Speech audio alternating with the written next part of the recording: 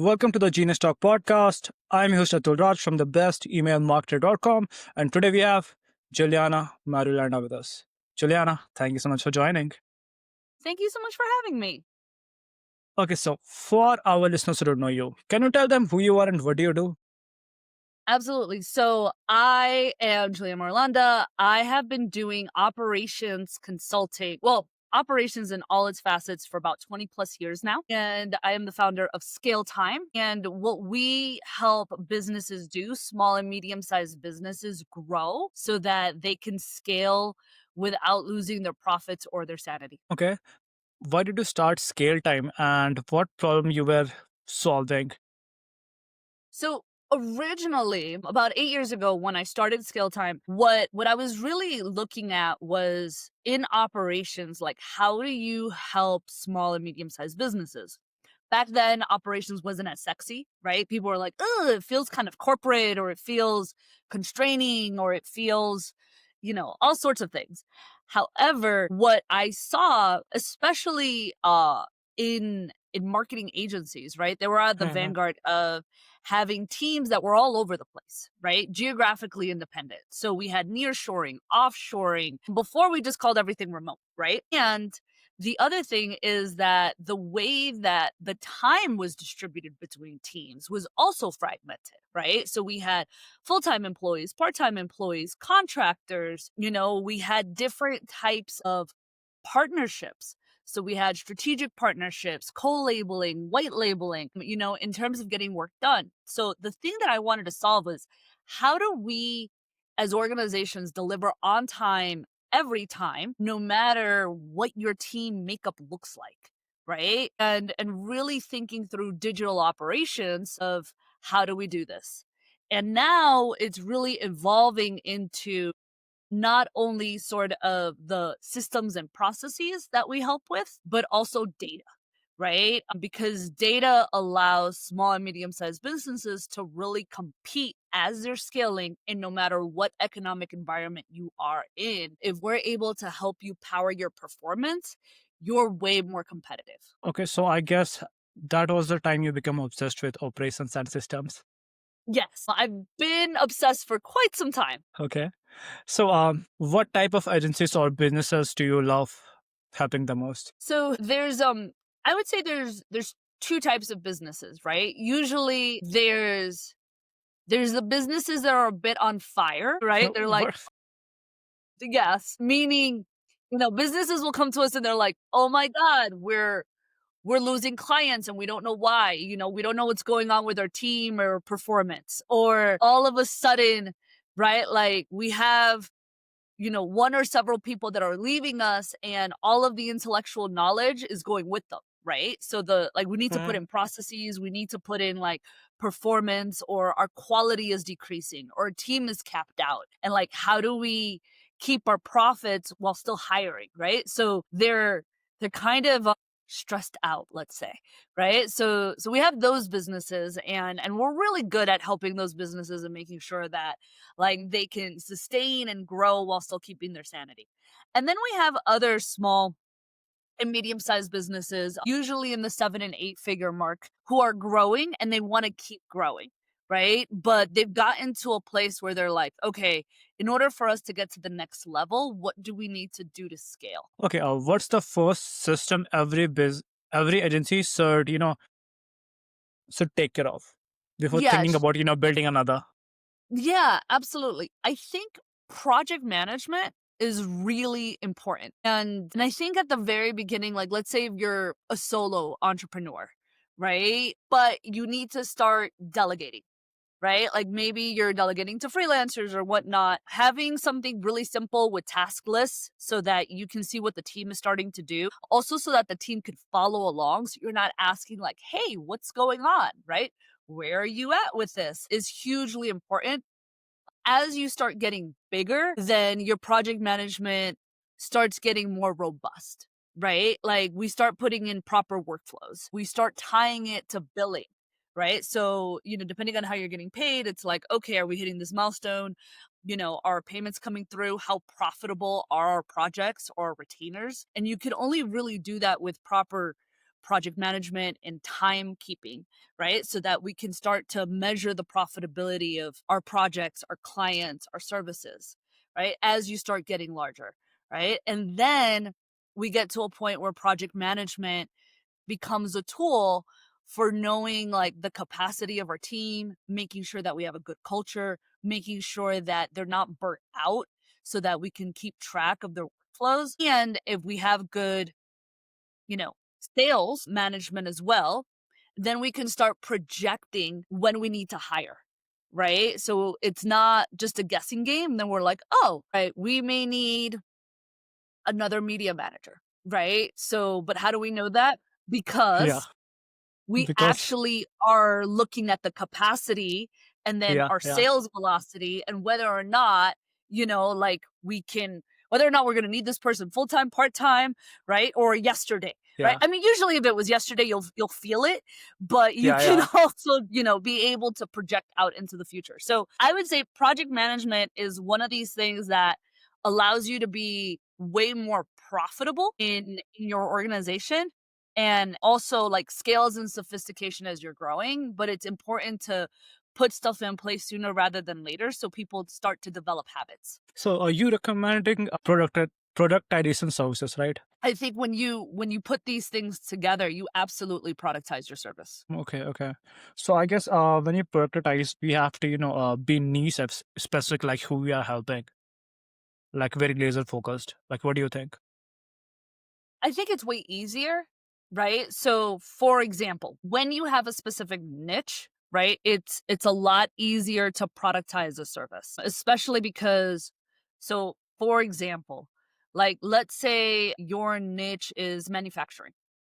I'm making this up, right? Then you know that you're usually dealing with a segment of the market that a specific way of speaking, they're like they have their own language. You're targeting like specific price points, right? And so it's really easy to have, let's say, your client onboarding be a very specific way because you're speaking, right? Like your marketing, your audience, your targeting, right? Like from a marketing standpoint, like niching down is way easier and way more cost effective, right? When you're productizing, same thing, right? Because you're going to have, one standardized way of onboarding clients. You're going to have one standardized, maybe a couple of different variations of delivering for the client, being able to get case studies for that client, being able to get referrals within the same industry, right? So all of this makes productization a whole lot easier. When I have multiple different clients, Mhm. and potentially different price points and different ways of engaging with them,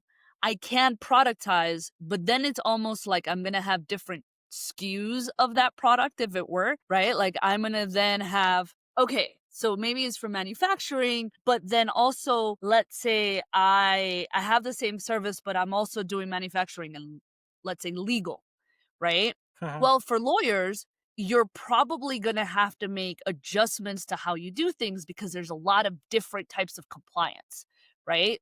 So then how you Mhm. deliver is going to change. How you onboard might change because contracts might look like very different, right? Because if you're dealing with Yeah, yeah. lawyers, they're going to nitpick your contracts till the end of the world, right? So how you onboard might look really different. Your delivery is going to have more variation, right? So you Mhm. might have the same level of service, but there's going to be difference in variations, right? And so that's going to change up how you productize and almost having like two very similar but varied products in how you deliver in your service.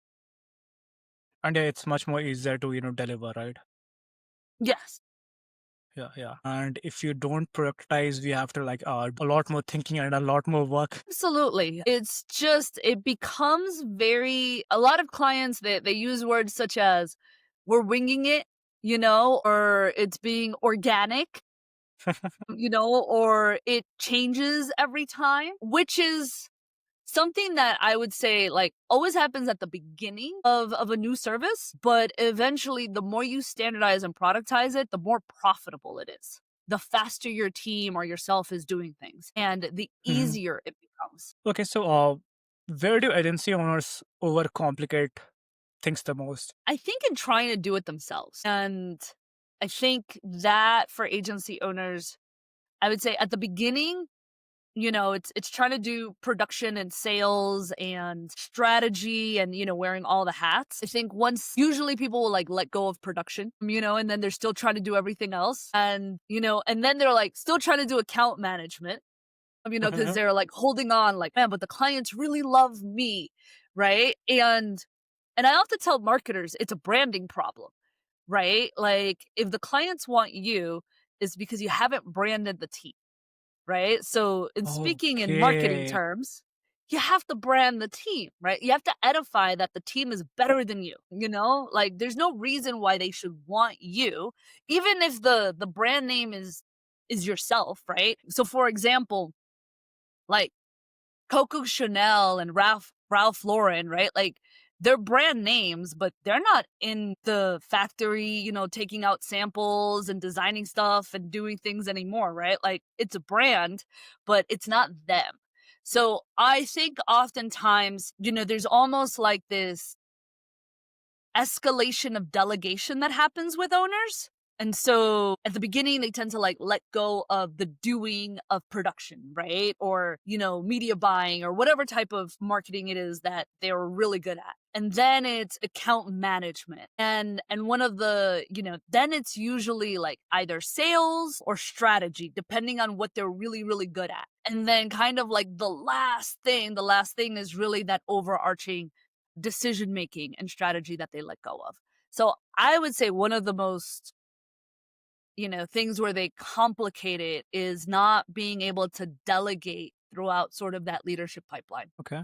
Can you share any of your client success story? Yeah, absolutely. We have so many. What do you think would be best to kind of like share with the group? Tell me your favorite one. My favorite one. Okay, so I think one of my favorites is I'll talk about Nick. He he forexed, just because we were talking about project management, which I know for a lot of owners is like, I don't want to do this. It's like so tedious. Why are you asking me and the team to do more work? Well, you know, so he was six figures and he was running a marketing agency and they did like funnels and web pages and all of this. Brilliant guy, absolutely brilliant. And he had a team and it was a very young team, I would say, right? Like they were local, but they were young and inexperienced.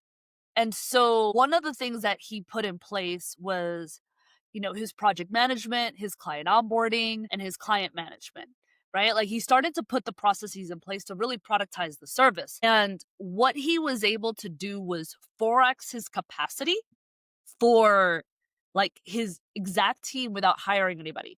So because things became so streamlined, because he was able to document it, put the workflows in place, he implemented ClickUp. And I swear to God, it's like one of the most like sexiest project management I've ever seen. Like he put in automations, like he didn't even need a project management system. Like the thing kind of ran itself. It was incredible, right? And we really helped him to sort of design the productization of his services. And he forexed his capacity. He's now a seven-figure agency. If you are into sort of like the ClickFunnels, I forget what they call them, like the black, like once you run like a seven-figure funnel, you get like these certifications, like Oh, got it. I forgot the yeah, name, but I know yeah, it was like a I wanna CD. call it, like, Black Diamond or something, I don't know, but he's got, like, 7 of them, because Okay, his okay. team is just It's so amazing. some kind of coma, like one coma, something like that. That was the name. Yes, yes, 2 Comma Club, Two, right? yes, two coma Yes. club. So he's like a 7, time 2 Comma Club winner, because his quality is so good, so the results speak for themselves. Now he is, he's in the 7 figures, and he even bought out a small agency to, like, increase his team that way and add new services, which is amazing. So, like, he's one of my favorite stories because he was just like this incredibly talented human being that was able to grow and scale, recently got married, beach wedding, got a new like BMW. He's got the car, the house, the American dream, right? Like that's the type of guy that was able to like really raise through the ranks through pure like grit, systems and processes, right? And so we were able to really help him be super profitable to the point where he's living his best life and he's growing his business. Okay, Juliana. For our listeners who want to connect with you, get some help from you, where can they go? So I think there's two places. One is I know that agency life can be kind of ridiculous sometimes and it goes ups and downs and all of that. So if you want to check out your own sort of I would say operations, how you're doing, we have a free diagnostic that if you take it, it'll give you a heat map of like a 360 view of everything between like your sales, your ops, your counting, how you're doing across different pillars of your processes. And it's totally free. You get, a report. And if you want to hop on a call to kind of discuss it, you totally can. You don't have to, but it's awesome. It's our scale map. It's like the baby of scale time. It's like my favorite thing that we do and we offer it completely free because we just want to be able to add value to the community. So that's at scaletime.co/scale map. And if not, you can always, reach out to us throughout the website at scaletime.co or through our like LinkedIn or Instagram handles. Okay, Juliana, thank you so much for sharing that. And thank you so much for spending some time with us. It was really fun chatting with you. No, absolutely. Thank you so much to you and your audience. I had a great time, being able to like, add some value to you guys this morning. Thank you.